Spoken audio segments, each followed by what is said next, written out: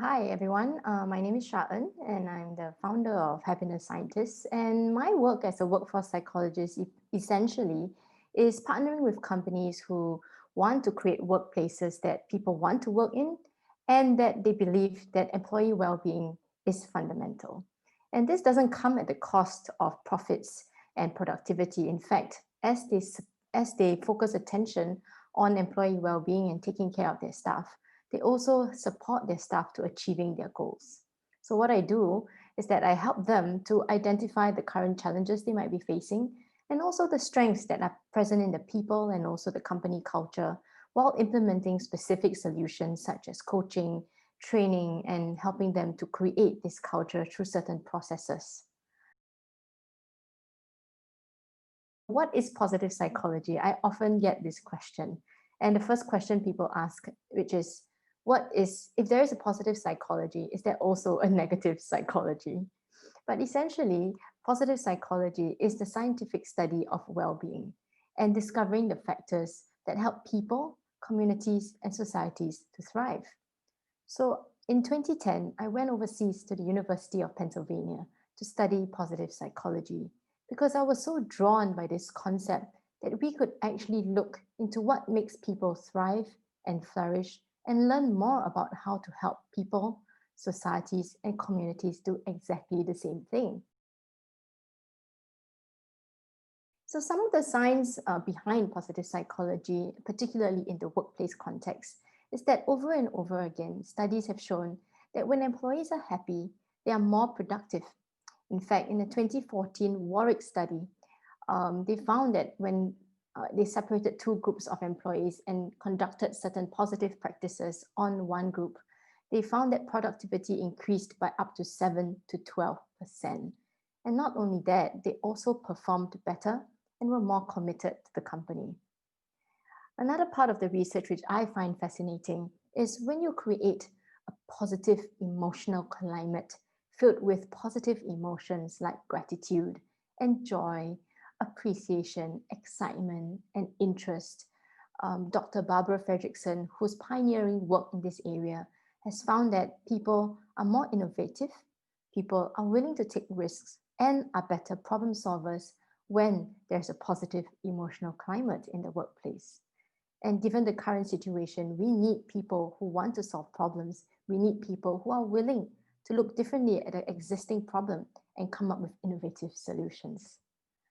Another piece of research which is really interesting is what defines a resilient workforce. So a resilient workforce is where people are more adaptable to changes, are able to take challenges in their stride, and then they fail. Yes, they fail. And I think we all make mistakes every day. But one thing that distinguishes a resilient person from a person who maybe needs to build up the skills is that after failure, they learn from it, they take the lessons from it and use these lessons to propel them to the next stage where they can thrive, even in an unstable environment like we are in now. So if we think about the kind of world we're living in now, it's uncertain. In fact, I always say this, the VUCA world that we were imagining to be in the future just landed on our lap without anything that we did. It just appeared out of nowhere. So if we're able to have these skills, if we're able to create a positive emotional climate and support the well-being of our employees, this will help stem some of the stress-related anxiety that has resulted as a result of the pandemic. That's something that we are going through right now, right? I mean, in this context, there's been a loss of jobs. There's a blurring of boundaries between work and home. There's an increased pace of work as people, think that if I want to stay in this company, I need to do more. I need to prove myself, and that leads to high levels of stress and burnout. I think as I look through the results of the survey and I think about their response in terms of how they feel about 2021, I look at the categories of optimistic and somewhat optimistic. And if I were to add them up together, it's about 40 something percent. And then you have a bulk of people as well feeling very uncertain. And prior to knowing this question and knowing what the results were, I would have said that this would be something that I would have expected, primarily because I think it's an accurate reflection, Number one, of what I experience when I work with companies. There will always be a group of people who are the sunshine of the company. And because of them, change does happen. And change does happen. Sometimes we don't notice it, but it probably is happening in the background. So that probably accounts for the optimistic. But I think the group of uncertainty is probably higher than what I would expect because of the pandemic. And given the fact that, in the beginning of the year, I think we were all preparing and goal setting and setting resolutions. In fact, I remember telling myself, this is going to be the year where I'm going to travel for work. I'm going to, my children are big now. I can go out there and do the things that I want to do. And then in February, everything changed. So imagine if you come in with this psychological state where you have all these goals, you have all these grand plans, and suddenly a curveball is thrown at you, just like for all of us. Would you want to plan anymore? Would you even know what to expect? I think that is what is reflected in the survey in the 30% of people who said things are very uncertain. They don't know what to expect given the current state. And given that things happened without warning, even if they plan, they might be thinking now, what's the point of planning when my grand plans are not going to happen? And I'm not even sure when this pandemic is even going to be over, right? But you know what? I mean, going back to the people who are somewhat optimistic, I think it's a good sign that people believe that there is hope and that this situation with the pandemic is not going to last forever. Maybe they are cautiously optimistic at this time because they're not quite sure when the vaccine is going to be coming out. But I think people want this period to be over, and they've seen historically that with pandemics, things do pass. It's just that it takes a certain amount of time, and currently they're not quite sure how long that time is going to be.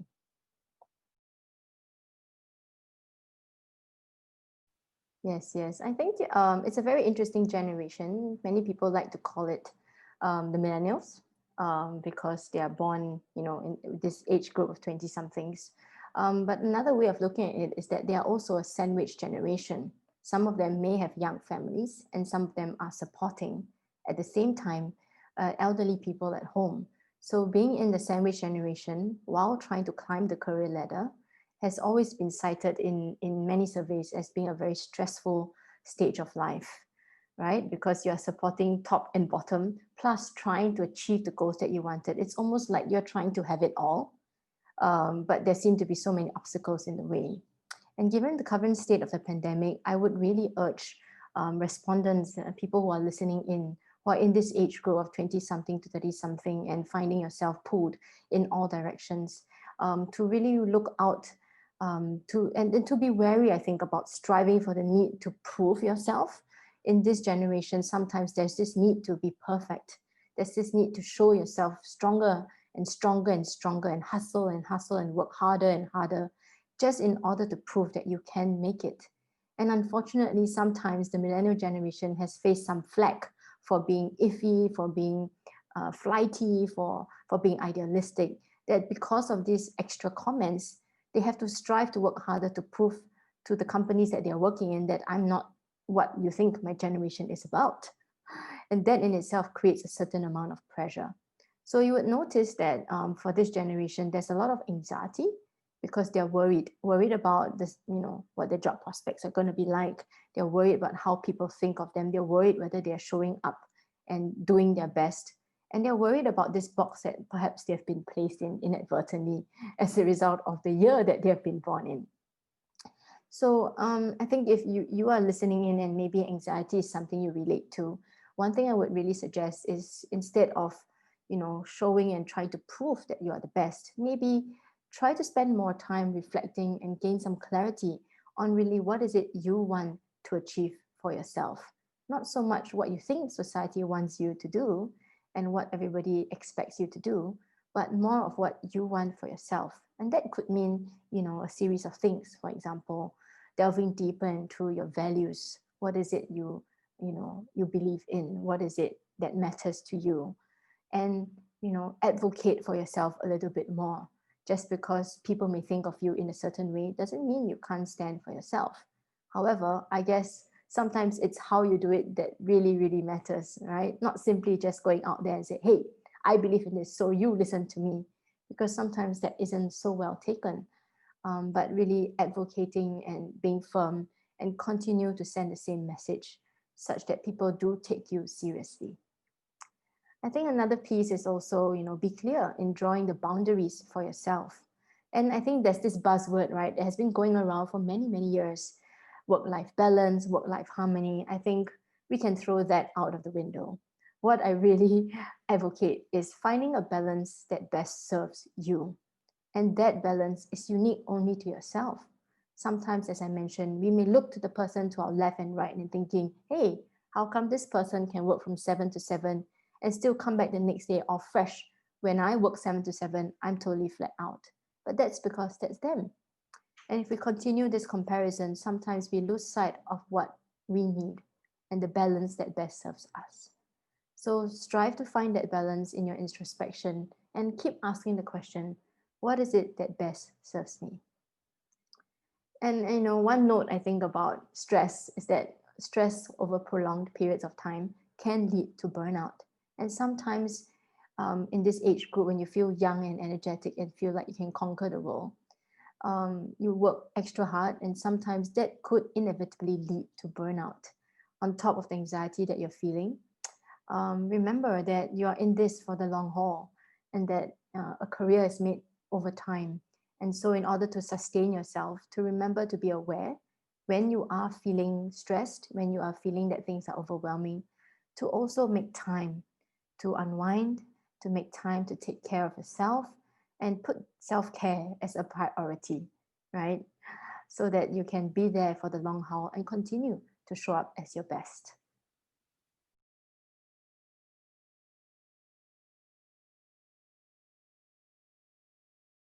Yeah, I think, when I read this question, I was smiling to myself as I am now, because I think it's a common phenomenon. I think we live in a real world, so money and promotions are things that we value because it kind of says that we have reached or arrived somehow. And of course, money is something that keeps us going and maintains our lifestyle.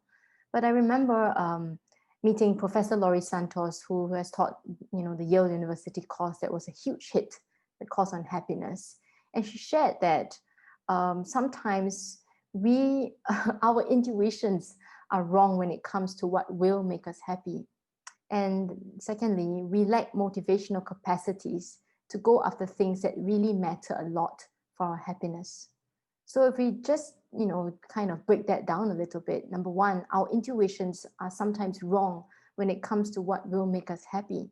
So sometimes, because maybe of the messages that we have received while we're growing up, or even certain media and how things are in this world where money seems to be very valuable, or material stuff seems to be the things that we aim and desire for, that we mistakenly go for those things because we believe that that's going to bring us happiness.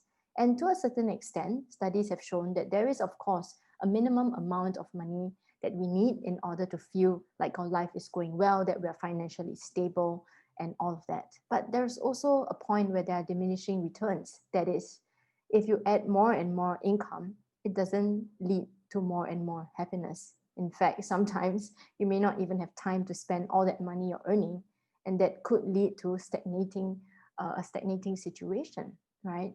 So maybe one thing that I want to comment is, if we look at the value of what money brings us, maybe we can find some clues why we value that so much, or promotions or progressions in our career.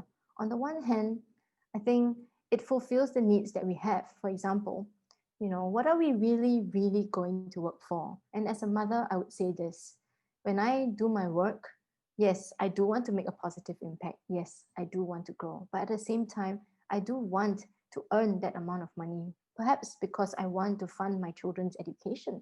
So there is an end point that many women may be thinking about, which may not be reflected in the survey, as in, I just want that promotion, I just want the money. But it could have a deeper meaning why the promotion and all of that means something to them, right? So if we go a little bit deeper to understand that, maybe the wanting a change in their career as a result of for personal growth and wanting promotions aren't that different. I don't know if that's a controversial statement to make. The second point is we lack motivational capacities to go after the things that really do matter a lot for our happiness. For example, we have known for many, many years that exercise is something that's good for our health. And in many recent studies, exercise is also really great for mental health. However, if you survey many people to ask them how much exercise they're actually doing, many would probably cite COVID-19 has made them put on 5 kilos as opposed to getting fit. Simply because it is challenging to go after the things that matter a lot for our happiness. It means we have to put in effort. It means that we sometimes have to do things we don't want to do. But once we get there and we achieve something, that's when we get a deeper level of happiness. So if we look at the survey results, we could say that the first level of having better pay and better benefits is a reflection of the world in which we live in, where this pay and benefits can help us to maintain the lifestyle that we want and maybe help us meet some needs that we have in the present and in the future. And then the second reason, needing a more fulfilling job that offers personal growth, actually addresses that second piece about the motivational capacities. They know that it feels good to be able to achieve, to be able to grow, to be able to push through struggle, but sometimes it is challenging to do so. So I hope that helps to explain a little bit about that seeming dichotomy that we notice in the survey results.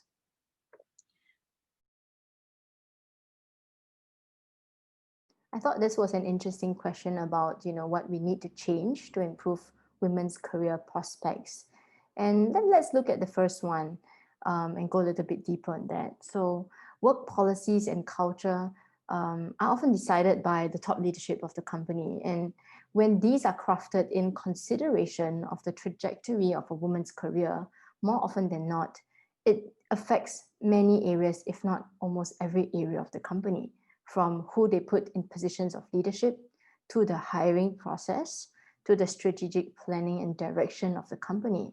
So if the respondents are thinking as I am, if this were to change, where more companies look at the top to drive the change, the vision of the company, which is considering the fact that women go through a different trajectory than men, then maybe to them this is something hopeful.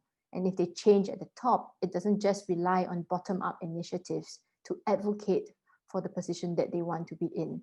So in some way, when there's advocacy from the top, it seems a little easier to get there.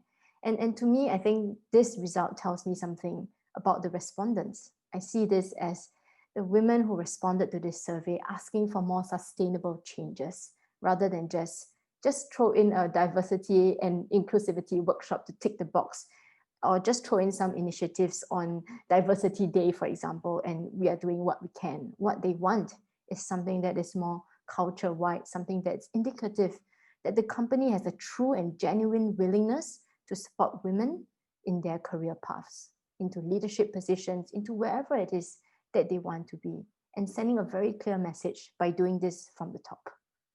So to me, that is what I think that response was, by putting work policies and culture as the top answer. Now, the second piece on corporate and government support programs, my perspective is that if such an approach and consideration for women in leadership positions, or just considering women being able to take up or considering women's career trajectory, and if that is supported by the government, then there is more incentive for companies to want to do it, right? It's almost like if there is an incentive, then at least they will get started. But if there's no incentive, then quite likely this is going to fall under the radar. So I think they would support having these incentives so that at least there will be some kickstart happening and some possibility that we are moving in the right direction. And I think maybe part of the respondents may be considering these 2 points. Number one, is there a wide range of such programs? Do they cover all aspects when it comes to being women in the workplace? So the quality and the range of the programs could be one of their considerations. Could the scope of these programs actually meet the needs required at a deeper level rather than just a superficial level? Number two is the availability of such programs. Is there only one source you can go to that provides that one program? Or are there many sources that the government or corporate departments that are looking into these programs can go to? Right. So I think when it comes to corporate and government support programs, perhaps the reason why it's up there is that if there's incentive that's given to to the corporates by the government, there's more incentive to take a step forward. Number one. Number two, maybe there are certain considerations as to what they have experienced being a woman in a workplace and the range and the diversity and the scope of the programs that are available at the moment. One of the things that really supports people to thrive is finding relationships and supporting and nurturing connections, whether it's in your workplace or outside. And because of this is a workplace survey, I would say find allies in the company, form your own network of contacts who can be your support to help you when you feel down. You always feel stronger when you're in a collective who believes in something similar. And I think just a couple of more points. The odds may feel like they're against us as women in the workplace, but it doesn't mean that we have to let it get us down. What we need to do is to remind ourselves that we are still in control of the area of influence that we have. So let's shift our attention to focusing on the areas in which we can make a difference, in which we can influence, and also look at the progress that you are making against the odds. Sometimes we only look at the absolute and we think we are not making progress without looking back at the steps that have taken us to get to where we are, even where we are today. Right. And last of all, I think, breaking glass ceilings, trying to do new things requires us to remain hopeful and to persevere. And when you really feel that things are against you, it's really important to take a step back and practice some self-compassion by reminding yourself, you are doing the best that you can, given the circumstances that you are, and you are not alone. There are many people in your shoes across the world who are fighting for the same thing that you want. And so if you just take that one step forward, then as a collective, we are taking many steps forward. Yeah, in terms of concrete steps that bosses and leaders and organizations to, kind of support in parallel and also kind of be positive examples, I think there are a few pieces that I would like to touch on. So the first one is, cultivating a positive workplace culture by implementing positive practices and language, for example, mindfulness breaks, languages of appreciation at the workplace. And to follow on the survey results, consider embedding this into your work strategy direction and work plan so that it is clear and you send a clear signal that this is something that we value. Your well-being is something we want to keep track of and maybe even measure. So by incorporating it into the higher levels of your work plan, I think you can work in parallel with your staff who want this as well, rather than saying, oh, I'm just going to do this on certain days of the year and hopefully that will be enough. We all know that building up your mental health is not something you do once a year. So if we are only doing events once a year and hoping that will contribute to mental health, then it is definitely not going to be sufficient. The second one is connection. I think we cannot discount, especially in these pandemic times, the need for connection. In fact, during these times, I would advocate over connecting to a certain extent, meaning that do the check-ins with your staff more frequently than you otherwise would have, and spend time to listen to what they are experiencing. Because sometimes all we need to do is spend a little bit of quality time, walking a day or even just that 10 minutes in their shoes to understand what is their real concern. And just imagine it for yourself.